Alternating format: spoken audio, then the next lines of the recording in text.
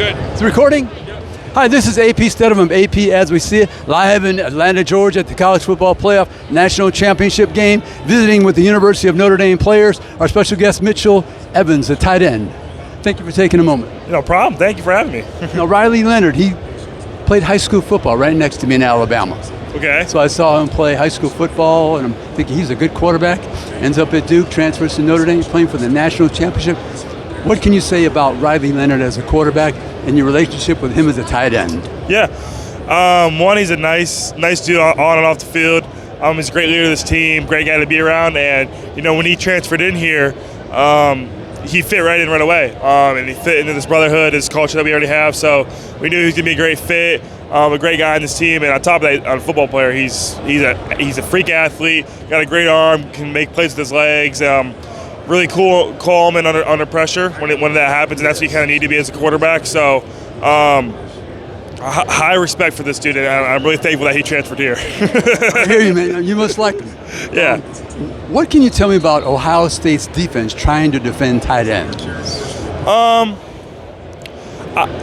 They got a great sound defense at all three levels, and but trying to cover tight ends. I feel like every week I have a good matchup in a sense of what I can do for myself. But, I don't want to take anything away from them. They're a really great team, and it's going to be a great matchup where I have to go against, whether it's a linebacker or one of their safeties, or if it's one of their corners. But they're really good players, and I think either way it's going to be a good matchup for us. But they're still a good team. So, what happened to Notre Dame after the Northern Illinois game from your perspective?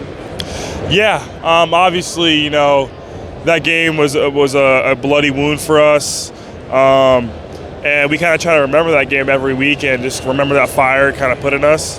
And for me, after that game, that blocked field goal, I was like, oh my God, we really just lost at home, our home opener, and I try not to forget that. That was one of the things kind of Freeman kind of tries to instill in us, but personally, I always kind of get fire in my heart for that because, before every single game, I'm like, I don't want to feel like that again after that loss at home. It was embarrassing. So, just try to remember that game as I'm going out there and as for the next team leading forward, and just remember what,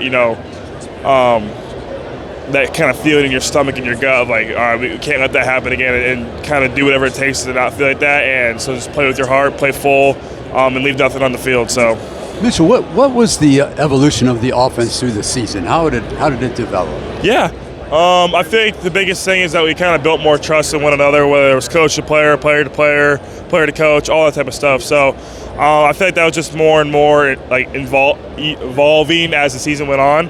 I think you can kind of see that as the season went on. You can see it on the field, you can see it in tape. I think you can kind of see it with our interactions with one another, just the trust that was being built between one another. I think that's just the biggest thing, because week by week, scheme's going to differentiate between who you're playing. Yes. So I just feel like the biggest factor that we built was trust and confidence in one another. So, how would you describe playing for Marcus Freeman? Obviously, he's a great guy to be around, open door kind of policy kind of guy. I'm not saying he's one of the boys, but he's a younger coach, which is great. He's more relatable, and also he's a great leader for this team. He'll get on you. He's the kind of guy who'll tell you the truth no matter what, whether it hurts or not. And that's honestly the best you kind of get from a coach, because that's what you need in a atmosphere like college football. Like why lie? You got to tell the truth when it hurts, because that's how you get better. And he'll tell you flat out whether you want to hear it or not. He'll tell you. So, but that's good. I respect him. I respect that a lot. And I love playing for him. I wouldn't want it any other way. So, what would you like to tell the University of Notre Dame alumni and fans? Okay. I know it's been a while since we've been here, but we're gonna get the job done. And let's just go. Let's go Irish. Need you all to be crazy, be loud, be energetic, whether you're here in Atlanta or at home, cheering on the TV, whatever. Just be loud for us, be crazy, and yeah, I don't know. This is AP Stedham reporting for AP As We See It, live in Atlanta, Georgia, with the University of Notre Dame tight end Mitchell Evans. Thank you very much, Mitch. Thanks for having me. Thank you. Peace.